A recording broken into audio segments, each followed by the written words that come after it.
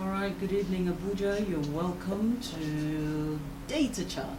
It's another beautiful Friday, and it's a Data Chart Friday where we investigate, where we analyze and interrogate poll findings, survey findings. That's what we do on Data Chart. And we're here again this beautiful day.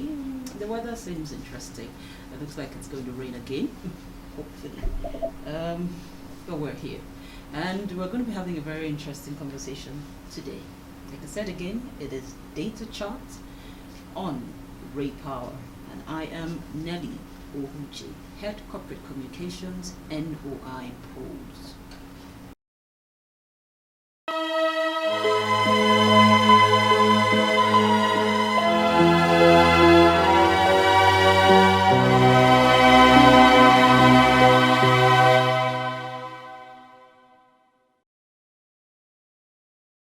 All right, as defined by the Child Rights Act,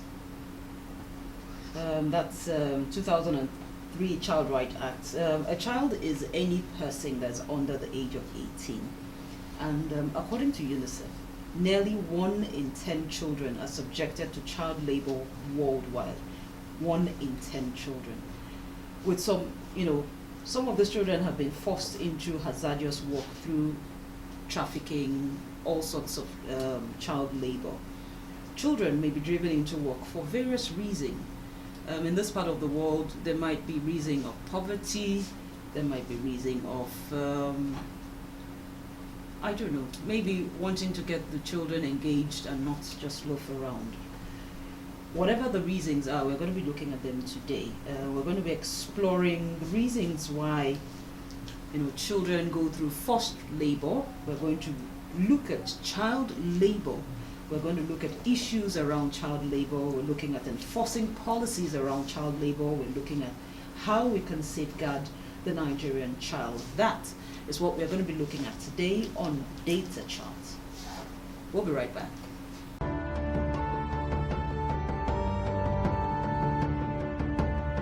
We'll look at, this issue vis-a-vis a new poll that has been conducted by NOI Polls. It's a recently conducted poll. I think it was conducted about a month ago, and it's a child labor poll.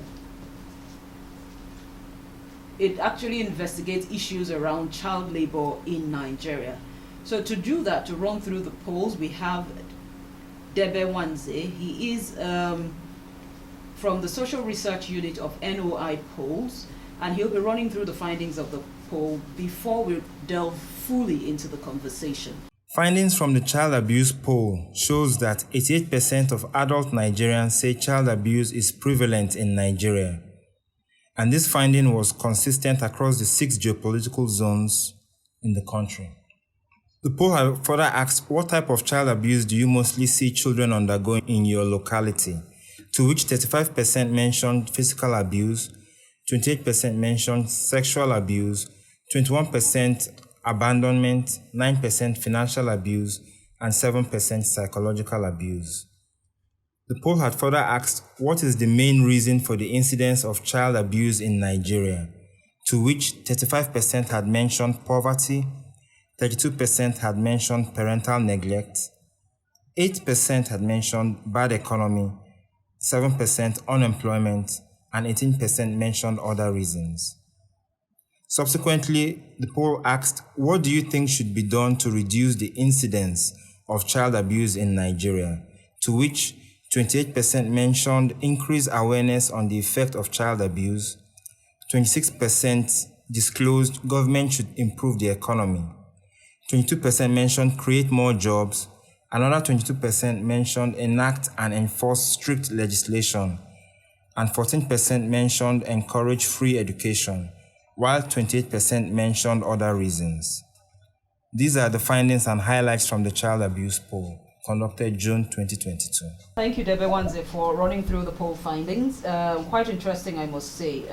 Like I said, that's the poll finding for the child labor poll. It was conducted sometime in May by NOI Polls. So at this point, we'll delve right into the conversation. To help us make sense of all of these numbers and to look at issues around child labor, we have in the studio the Executive Director, Women Trafficking and Child Labor Eradication Foundation, Whatclef. We have Madam Imabong Ladibosa Nusi. Good evening, listeners. Thank you, Nelly, for having me once again. You're welcome. Good to see your fine face. Thank you. Motherhood fits you. Thank you. All right. We also have the Director, Intelligence, Public Enlightenment, National Agency for the Prohibition of Trafficking in Persons, NATIP, Mr. Josiah Emerole. I can't see your face. Thank you very much for having me. Thank you, listeners. Thank you. All right, we're going to dive right into it. So let's look at the poll findings. It has clearly shown that 88% of Nigerians are of the opinion that child abuse is prevalent in Nigeria. So let's actually start from the basic. What constitutes child labor, child abuse, or child rights violation, and why is it an issue worth discussing? I'll start with Whatclef. Okay. Okay, thank you. From your poll, you saw poverty, we saw negligence. I think one of the most important thing is parenting. When you have a child, it is your responsibility to take care of the number of children they can rear. But that aside, when we look at poverty, you see that a lot of parents can't even fend for themselves. They can't afford a square meal. Poverty is in different forms now in Nigeria and the whole world. There's situational poverty, there's climate poverty, there's economic poverty, there's even poverty of the mind. So one of the major causes of poverty is the issue of not having what to do. Parents have lost their jobs. Parents can't do businesses, even small menial jobs. I want to say the post-COVID-19 pandemic is a very, very traumatizing period with everybody. And then look at the twin shock of the oil issue and COVID-19 pandemic. And now look at the war in Russia. For instance, when a loaf of bread, the price of the loaf of bread increased from the usual amount to about 800 now. If you want to eat any good bread, succulent, tasty bread, is from 800 naira. How many families can afford that? That is, if a family is large, you're sure they can't eat a loaf of bread. It is like 1,006. And then look at the issue of conflicts, issue of war, issue of insecurity and banditry. We talk about Nigerians are just agrarian people. Most people can't go to the farm. So, for instance, a plate of gari now is a good one, is 350 naira. And then some families can't even afford to get that. What they now do is to trade their children for something to survive. Is either they send their children to go and live with an auntie, with an uncle, with blah, blah, blah, maybe to get something done, and for that child to feed and depend on whatever it gets from there. When one mouth is down, the family will feel that they are okay. So poverty is a very, very big one. There's no power supply. People can't do their little business. So a lot of economic crunch on people. But like I said earlier, it starts from parenting. I think it's high time we began to raise the number of children we can afford to raise. So poverty, insecurity, climate change, a lot of people can't even work in their farms any longer. There's erosion, there's issue of gully erosion, especially in the southeast of Nigeria. There's issue of banditry, there's, all those things put together is really telling much on the family. Okay. And African family, as we know, is not always father, mother, as it is in the other Western world. It's always a large family. So people can't even afford to feed their stomach in the first instance. Yeah. All right. Let's also throw this to Mr. Merole. Let's also look at if we're to talk about child rights violation, what do I do for it to be termed violation? Looking at the polls, I would have put parental neglect as number one before poverty. Because naturally, parents are expected to take care of their children until they have come of age.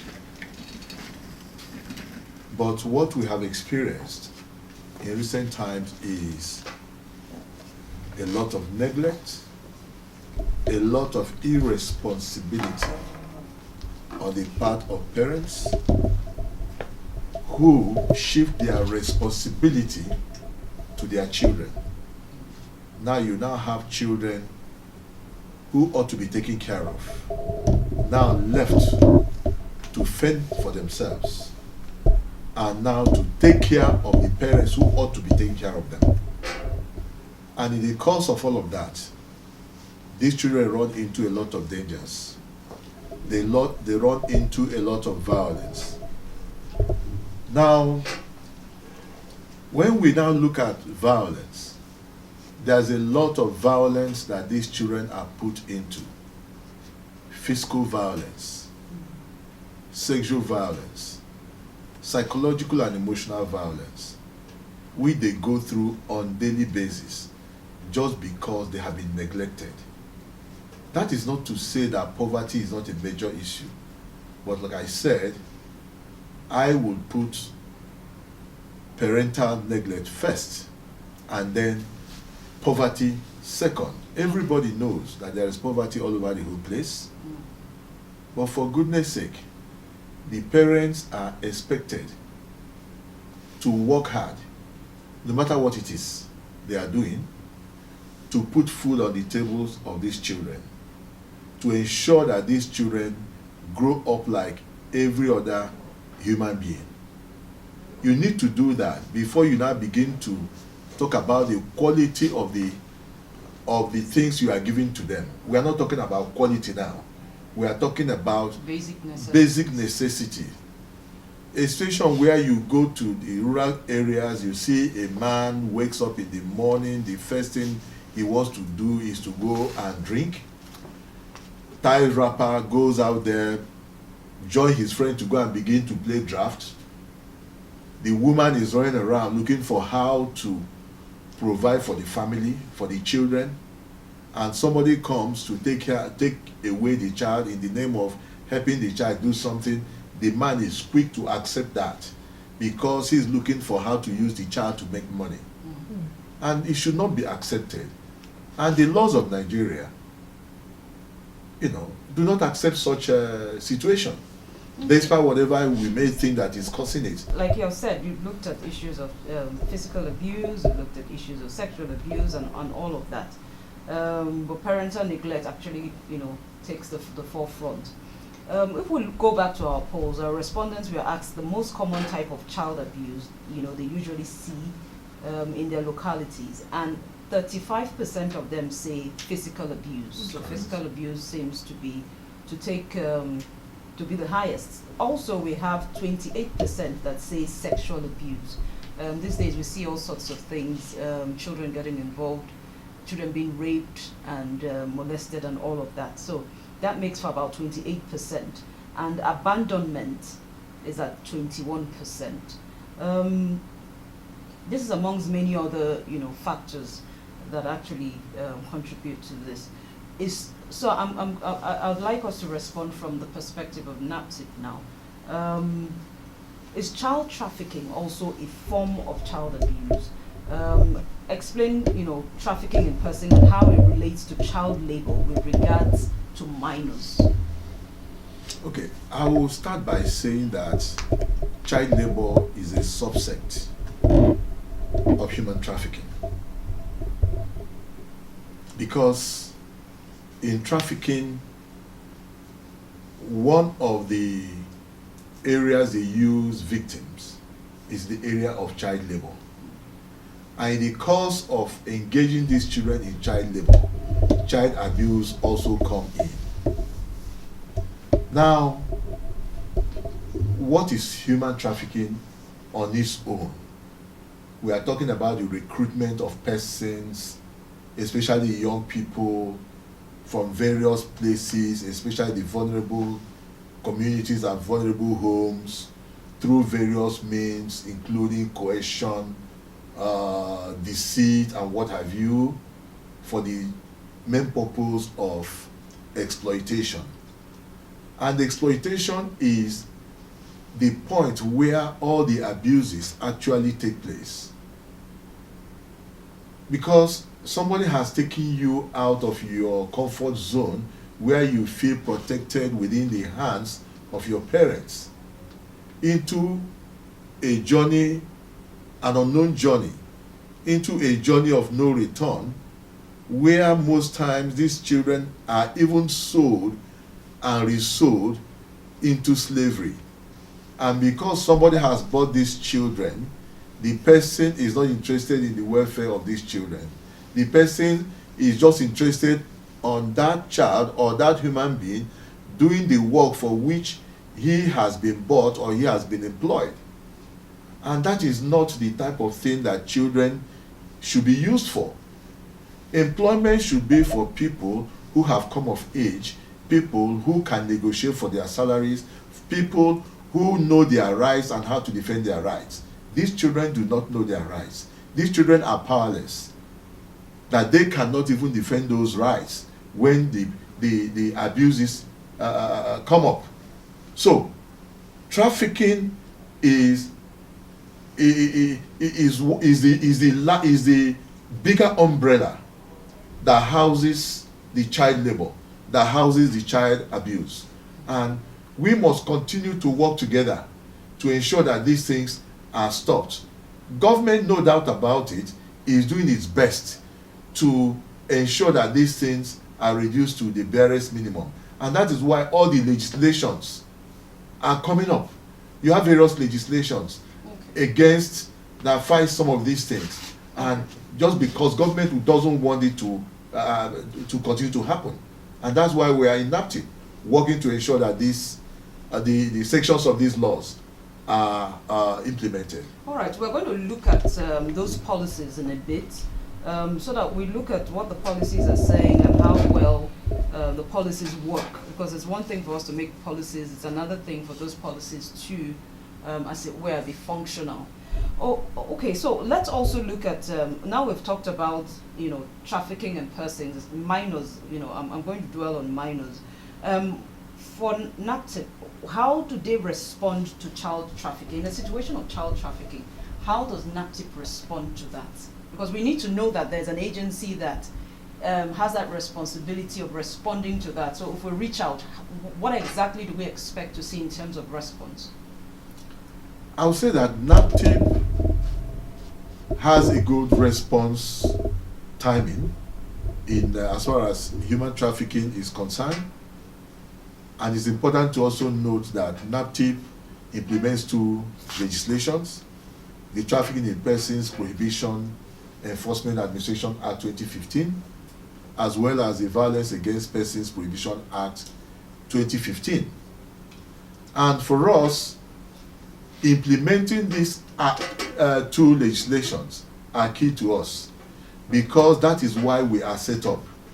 And for us, anytime there is a report of an incident of trafficking, incident of violence, we do not waste time in dealing with it. And that is also one of the reasons that the Rapid Response Squad of NAPTIP was also set up.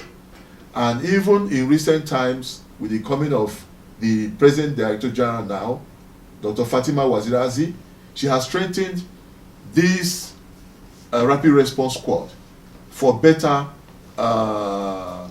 service delivery. So you call them now and there is something that is happening, they go there and respond immediately.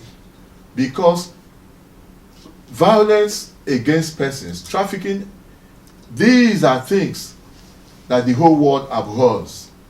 And we, as Nigerians, cannot go back or draw back when everybody is moving forward. Now, what do? We have 5 strategic points that we use in fighting this. We have the policy, where we have all these policies, all the legislations that we use to do this fight. We have prosecution, because we are empowered to investigate cases of violence, cases of trafficking, and prosecute the offenders. We are empowered, which is the third P, is the protection. We are empowered to rescue victims of the two problems. Rescue them, bring them into our shelters, provide support, provide assistance to these people. We are also empowered to prevent these ugly incidents from happening through awareness creation, through various meetings with people to let them come in to work with us. We also have the one we call partnership, where we work with other partners, work with other stakeholders to ensure that these problems are reduced to the barest minimum as we move forward to even eradicating them. And that is why for us, the linkage with CSOs is very important for us, because they know the nooks and crannies of the country and they have their people all over. So we work with them to ensure that these things are reduced. I like the fact that you spoke about having shelters, because I think that's one of the things we really don't see in this part of the world. So we're wondering, when children are rescued, as it were, where do we take them to? So I'm glad that NAPTIP has those kind of services, as it were, where children can be taken in and catered for. I suppose that's what it is for. Yes. Okay. All right. So, Madam Emabong, let's also look at. Okay. Earlier we talked about parental neglect, and we said yes, that probably should supersede even poverty. If we look at our poll findings, it shows that 35% of Nigerians say that poverty. That's 35%. That poverty is the main cause of child labor. 32% say parental neglect. So I guess this is almost what we're talking about, the extent of it, while 8% attribute it to bad economy. Looking at these indices, poverty especially, now we've talked about bad economy, why then is it wrong for children to contribute to family income to help their parents or their guardians? Because when we look at it vis-a-vis our culture, we feel that children should be incorporated into what we do, children should do this at home. And so, a lot of people will wonder, why would you say that asking my child to do this, constitutes child abuse? What do you think? I think, first of all, we have to recognize the rights of the child, and we also have to recognize the fact that the rights should be respected. There's nothing wrong in you engaging your children or engaging the child in just soft skills or soft labor, as we refer to, at home. And this includes just asking your children to sweep the floor, to mop the house, to wash the plate. It's not something out of the moon. It's something simple that they can do. But what we advocate for is that children's rights should not be affected. So yes, we call these are child work. Your child can do a little thing for you, bring your glasses, do this and that. But when it interferes with the right of the child, when it interferes with the development of the child, when it impedes the potential of the child, that is where child labor comes in. And this include hawking in the street. A child is meant to be in school, not to hawk in the street. Fending for the family, that Mr. Josiah has explained to us. Children can never break the circle of poverty when they are the ones doing the job for the family. When it includes sexual exploitations, and this includes staying in the brothel, pornography, those things are not for children. Agreed, they are commercial sex workers, but they should not be children. For instance, in Nigeria, we said education is free, compulsory, and must be qualitative. Children should access that basic education up to junior secondary school level. So at the age of 16, they can engage in just little economic activities that will not also expose them to danger.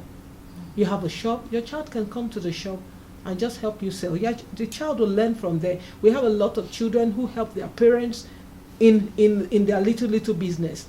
But anything that will expose the child to danger is child labor. Working in the cocoa farm will never add to the human capital development of the children.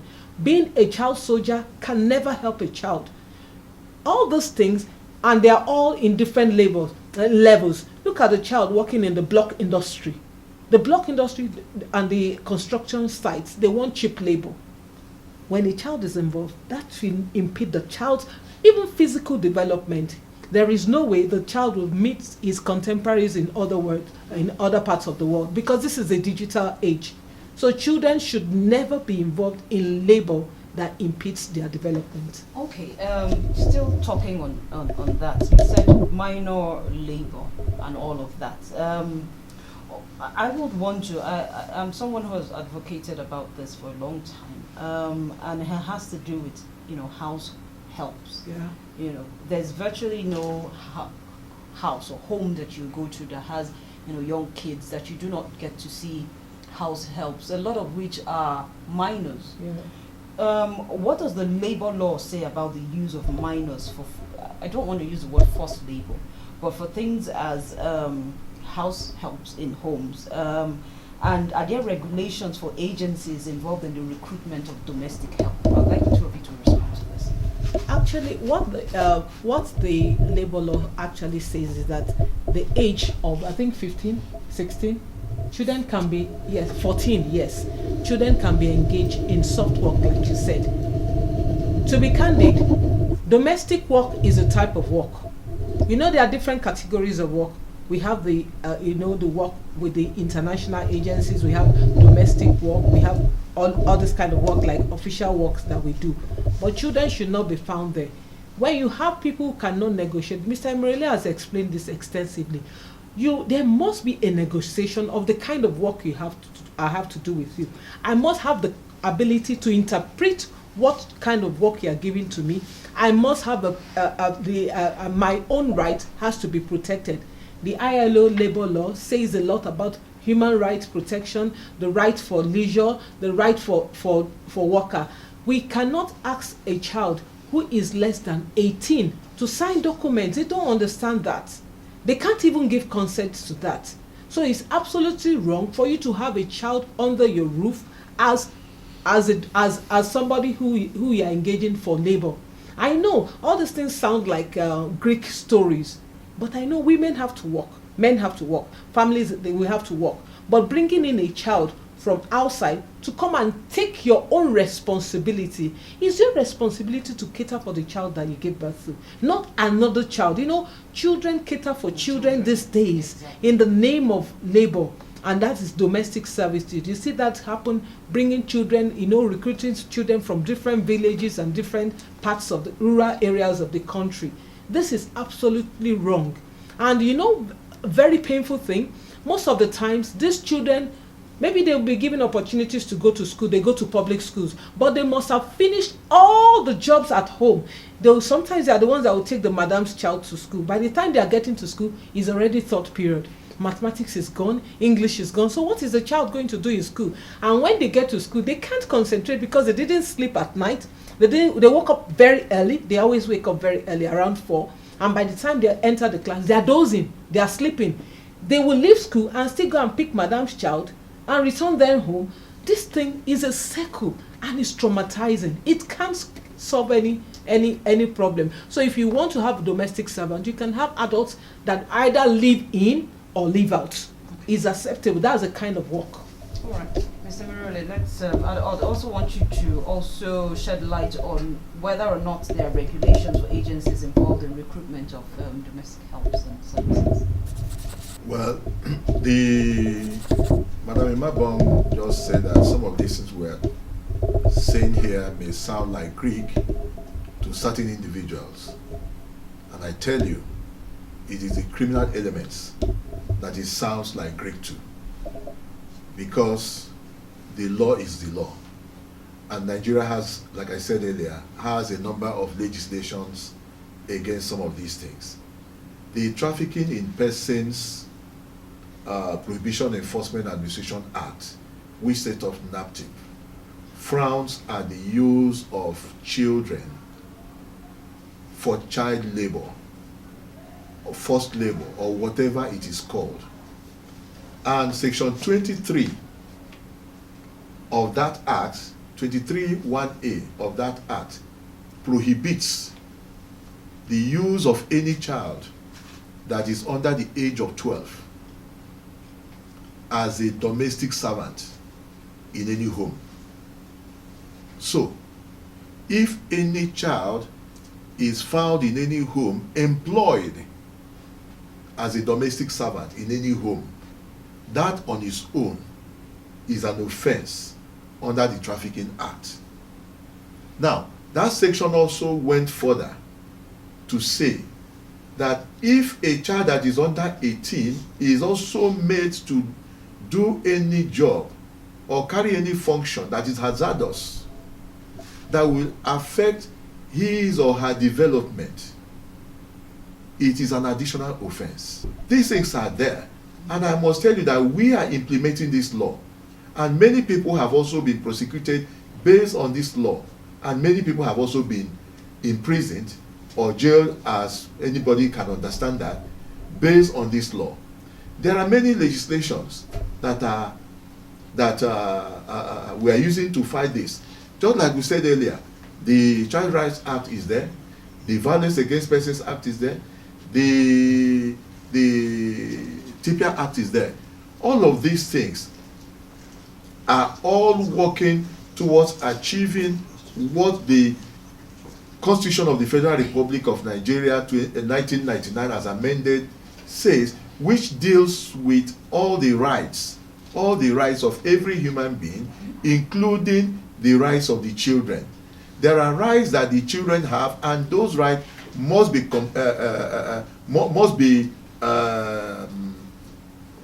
appreciated. Those rights must be given to them.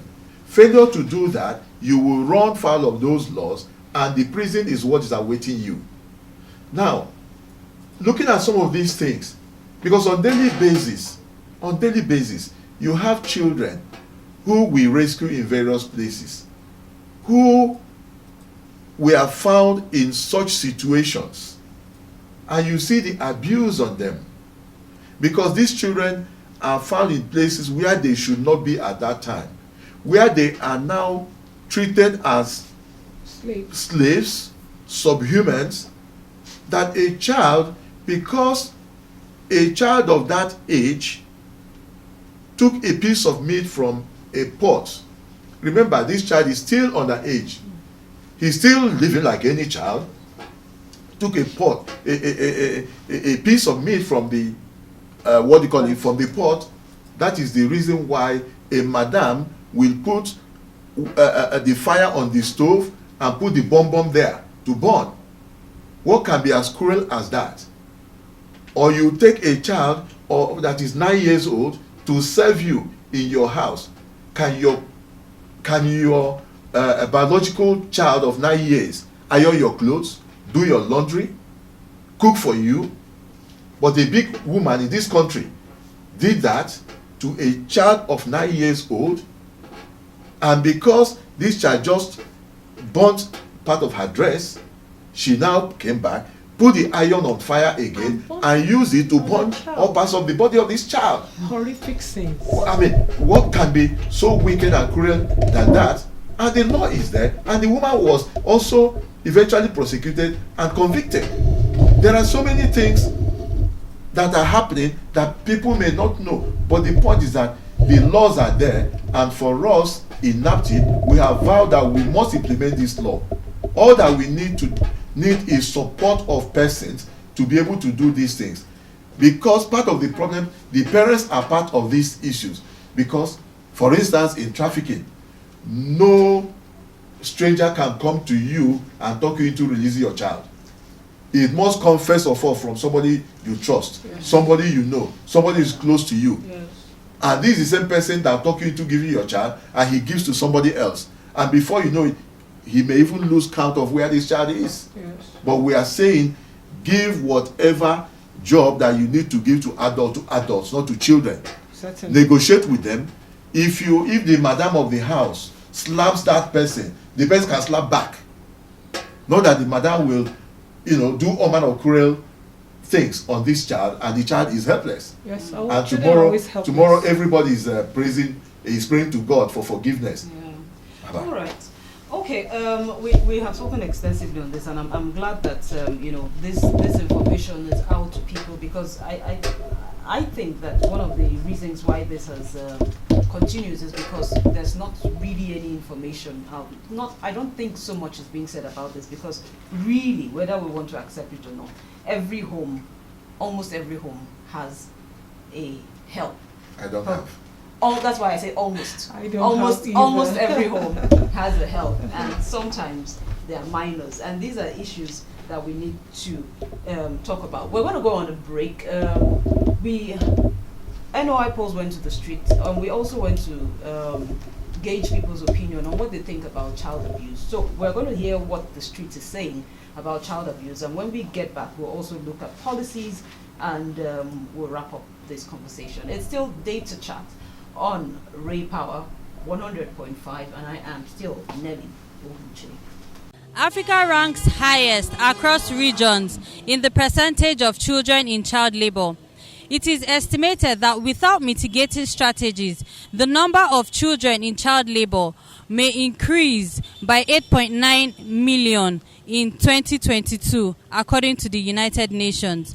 On today's NY Post Vox Pop, let's find out what Nigerians have to say regarding child abuse in Nigeria. Yes, I do see.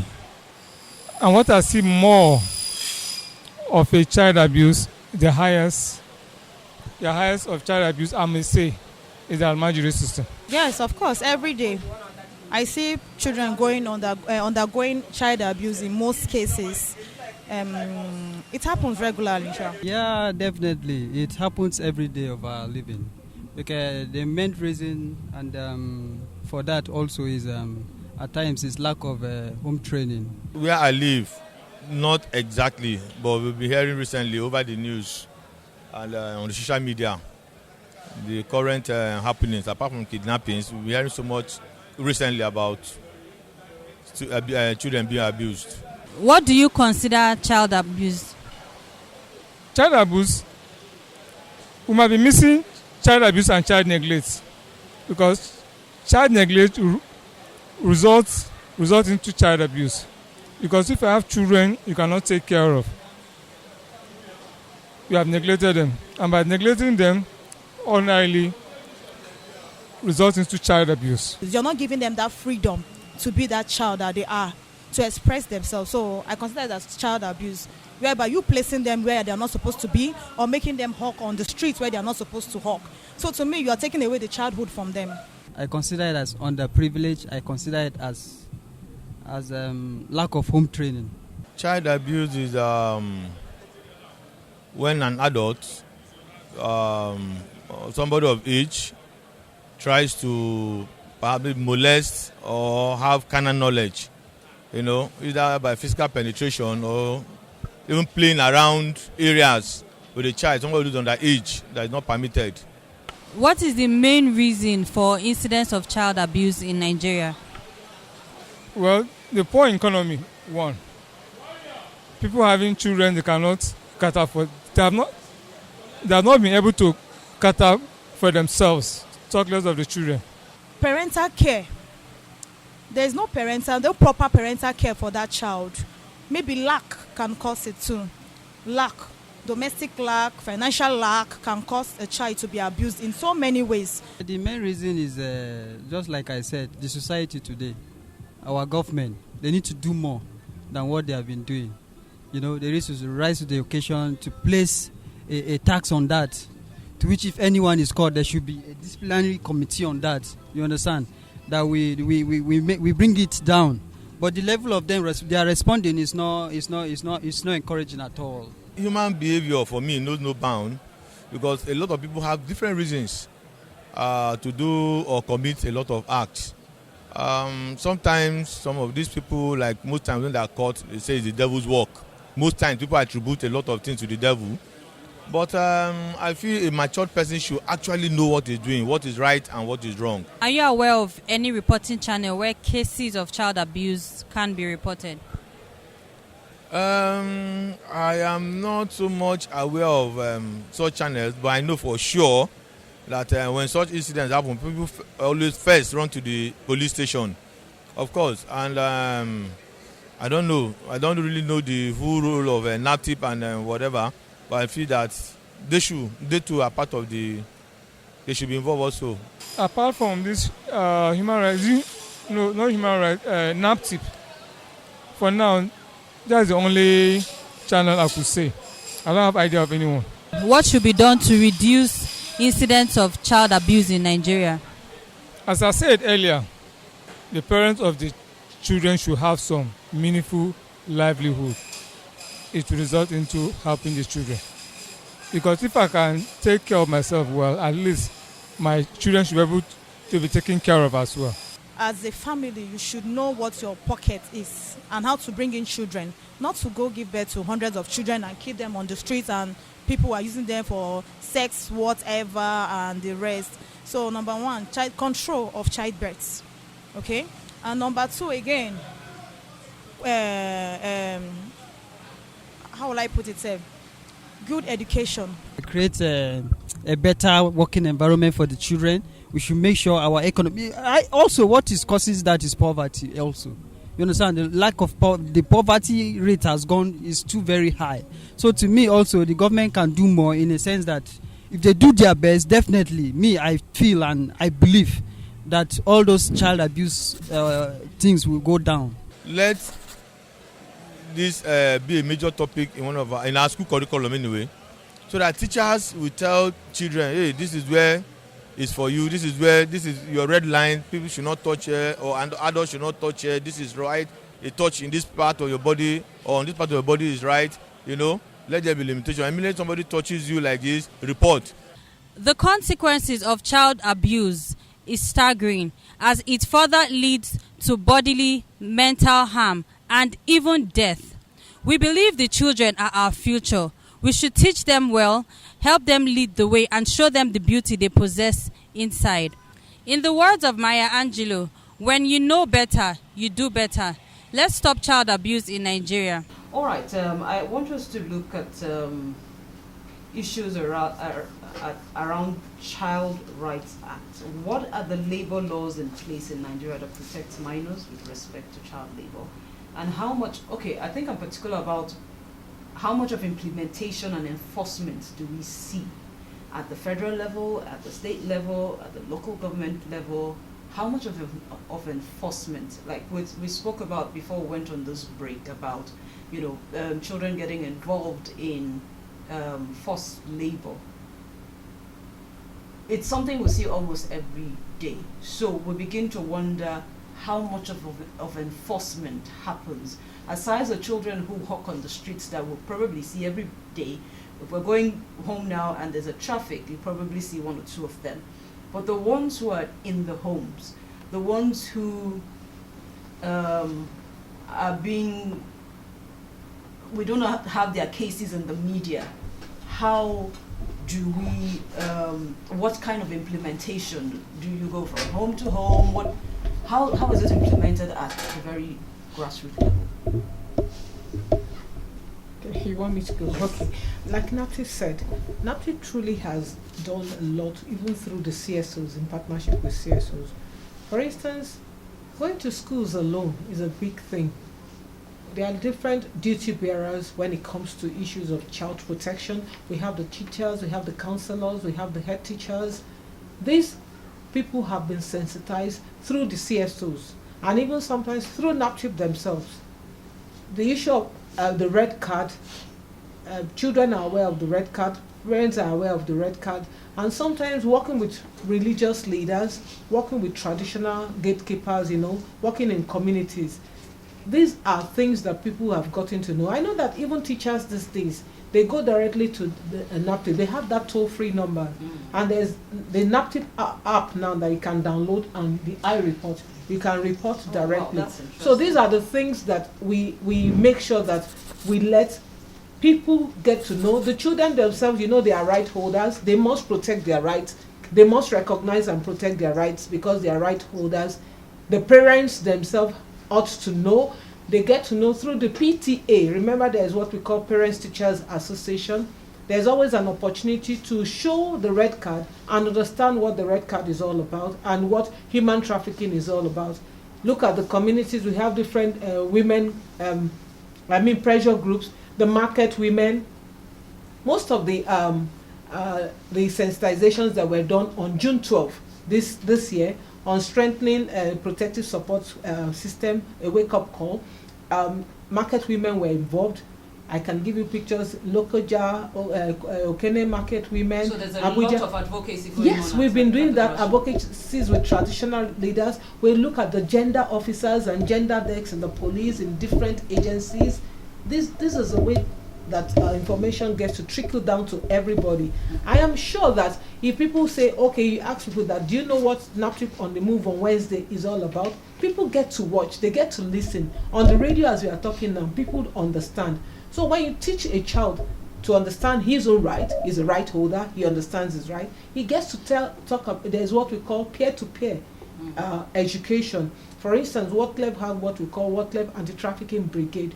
We have those children who come out to speak on their rights, who come out to demonstrate what if their right is violated, what they have to do.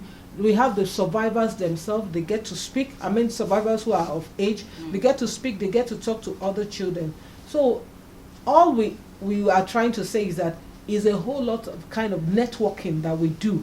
Networking, synergizing, partnership, especially marking international days. These days also always give us visibility to speak to the general public, to go on the street, the walk, and also partnering with other international organizations. Everybody needs to hear one by one. Each one tells one. All right. We're going to open the phone lines at this point. I would like to hear what your take is on issues about child labor. The numbers to call are 0818 4270 287. I'll take that number again, 0818 4270 287. You can also call 0818 4270 265. I'll take that again, 0818 4270 265. Please call in and let's have this conversation. And all right, hello. Hello, good evening. Good evening, you're welcome. What's your name? Where are you calling from? My name is Jibril Zubairu, calling from Boripa. All right, Zubairu, let's hear you. Well, this program I really enjoyed it. But there are certain percentage. Hello, could you turn down the volume of your radio? There's so much echo coming in. The percentage that you people are like running in terms of the factors that lead to child labor. Are you with me? Yeah, we can hear you loud and All clear. right. See, I heard you say that man is saying that 8% is as a result of parental neglect. That 35% is a bit bad economy also. This percent is really okay. That if the economy is good, will the parent neglect his or her child to be misused on the street? So you're looking at the case of poverty as the issue why this is prevalent. The poverty we are talking about is as a result of bad economy. All the right. economy is bad, and that is why the poverty is on the high side. And that is why you see that somebody, you don't expect a child that is hungry to behave well. You understand? But all this, they are just saying on the radio, they are not doing what is supposed to be done. And the normal things are not. They are not even prosecuting and all this. All right. But we are hearing on the radio every day. Let them do something about it. Okay. You say these children, 12 years, 14 years, being a big man in the house, the children will go to school, they'll come outside and you know, that's the issue is when you do not report cases like that, how do they get to know what is going on? They can't be everywhere. So that's why we all have to put our hands, all hands need to be on deck for people to, and give the information. Like I was saying earlier, there are toll-free lines you can call and give tip-ups and say, oh, there's a child here, and I think that you people should look into the case. So do not expect that they will be at every doorstep knocking on people's door. At the end of the day, we are going to say, oh, these people are everywhere and they're harassing us. So when you hear something, when you see something, make reports. I think that should be it. All right, keep the calls coming in. We'd like to hear your take on issues of child abuse in Nigeria. We're going to be wrapping up in a bit, but I would also want us to look at collaborations. What kind of collaborations does Clef? I know you've spoken about that. What kind of collaborations does NAPTIP get involved in? Whether with government, whether with CSOs, then maybe international collaborations to help with issues of child abuse. We'll start with Mr. Murray. Okay, thank you. How I wish that Ministry of Labour was invited to this program, because they are the ones who give licenses to people who employ domestic workers and what have you, and they are the ones who monitor those activities. I wish they were here so that they can be able to tell us how they have been monitoring this and how they have been giving out these licenses. But having said that, it's important to say that collaboration is key to us. That was why I said partnership is one of the key elements in our job. And we collaborate with all strata of society. The international organizations are very key to what we are doing, especially the UN organizations. The CSOs, like I said earlier too, are our very worthy partners, and we supported them to even come into a coalition, which is the NACTAL, which they are working on, and we cannot, NAPTIP cannot work with any NGO except that NGO has come through NACTAL, just because we want them to monitor themselves and tell us who is working and who is not working. The work we are doing with the NGOs, with the partners, the stakeholders all over the country, that our work is being done appropriately. But it's also important to say that where we see any case of trafficking, where we see any case of child abuse or child labor, there is need to call NAPTIP. And if you don't mind, I will give some toll-free numbers. Okay. Now, the most important number is a short code 627. 627 is the most important and easier to remember. All right. Then, okay. Then the other one is 070 30,000 203. 070 30,000 203. All right. If you call this number, you get a response. Okay, so for those who are asking how do they get to reach you, you can call the short code 627. All right. You can also call 070 30,000 203. That's right. All right. We're going to wrap up in 1 minute. So let's looking at the poll. How do we reduce? We asked how to reduce incidences of child labor in Nigeria, and the poll report threw up a list of suggestions to include, awareness on the effect of child abuse, government improving the economy, the creation of more jobs, as well as enacting and enforcing strict legislation. So, what is the way forward for the Nigerian child with curbing child labor incidences? Let's do this in 1 minute. The legislations are there, and they are being implemented. All that we need to do is to strengthen the implementation by all the agencies that are working in all of this. But parents themselves must take responsibility. No matter how you enlighten the people, no matter how you enforce this law, if you still have irresponsible parents who are not ready to do anything, who think that the children are there to bring better life for them, even as small children, then we cannot end the issue of child labor and child abuse. All right, Madam Imabong, let's hear you. We should make sure that the Child's Right Act is domesticated in all states, and also the VAP Act is also domesticated in all states. We make sure that every child is in school. The childhood is important. Any childhood trauma always affects the child in future. So make sure you recognize the right of the child, respect and protect the rights of the child. Fantastic way to end. All right, it has been Data Charge, and we've been looking at issues around child labor, enforcing policies and safeguarding the Nigerian child. And we've had with us in the studio the Executive Director, Women Trafficking and Child Labour Eradication Foundation, WatchClef, Madam Imabong Ladipo-Sanusi. Thank you very much for coming in today. Thank you so much, Nelly. Also, we've had the Director of Intelligence and Public Enlightenment, the National Agency for the Prohibition of Trafficking in Persons, NAPTIP, Mr. Josiah Imirole. Thank you for coming today. Thank you very much. All right, so this is where we are going to be wrapping it up for today's edition of Data Chat. We hope that we'll, do this again next week. Definitely, we'll do this again next week. And as we wrap up, I also want to thank my production team, Timdayo Omomomi. We also want to thank Judo Kafo and also Chooks in the studio.